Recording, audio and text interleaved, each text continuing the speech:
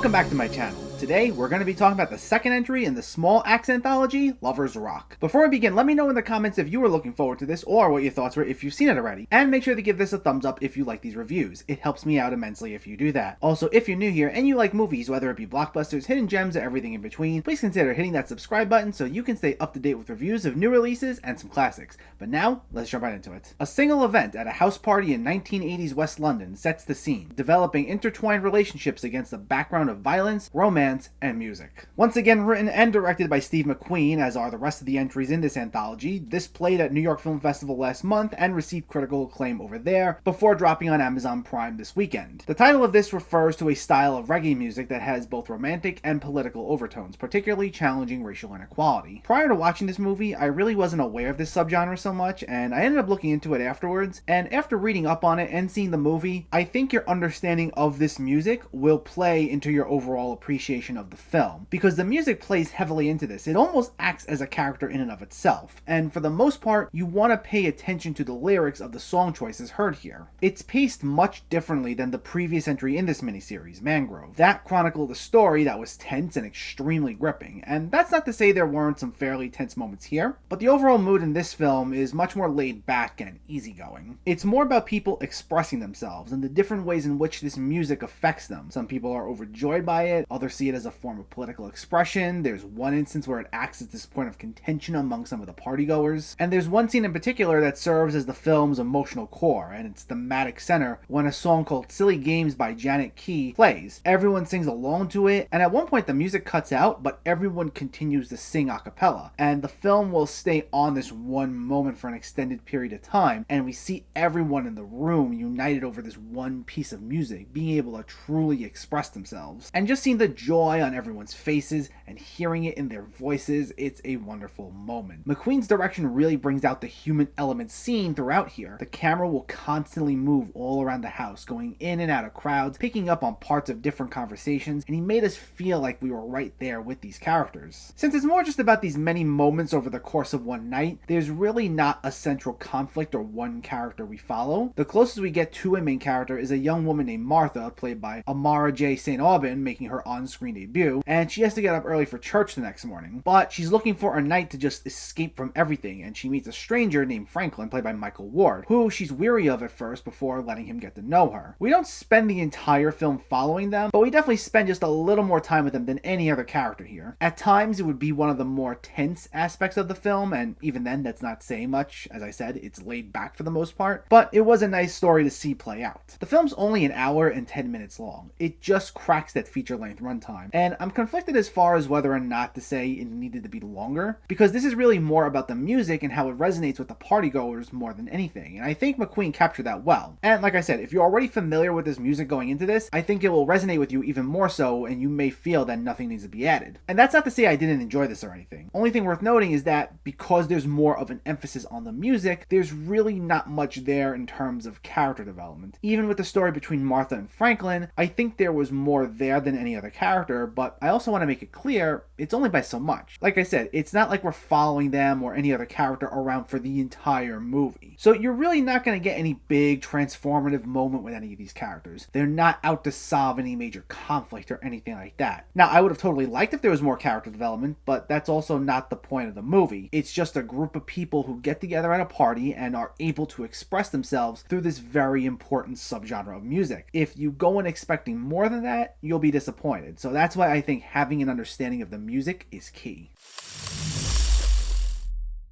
This was good, and it's another solid entry in the Small Axe series. It's definitely a complete change of pace from Mangrove, though. It's much more relaxed, and it's heavily centered on its music and the ways it affects so many people in the room, both personally and politically. It's not a character-driven movie, though. There's a nice romantic story in there, but it's by no means the only thing we're focused on, as we go in and out of these various conversations throughout this one night. So that may throw some people off, but if you know that going into this, I think you'll enjoy it. So it's up on Amazon Prime now if you want to check it out. Lovers Rock gets a 7 out of 10. Next week is the third entry, Red, White, and Blue. I'm really looking forward to that one because John Boyega is the star of that. It's another one that played at New York Film Festival last month and was received well, so I'm excited. Stay tuned for that and much more coming soon. So let me know, did you see Lovers Rock or are you planning to see it, and what were your thoughts? Did you like the structure of the film? Did you enjoy the music? And what's your favorite music genre? Let me know in the comments below. If you enjoyed this video, please like it and share it, and for more movie reviews and film discussion, please make sure to hit that subscribe button to stay updated. Thanks for watching everyone, and I'll catch you next time.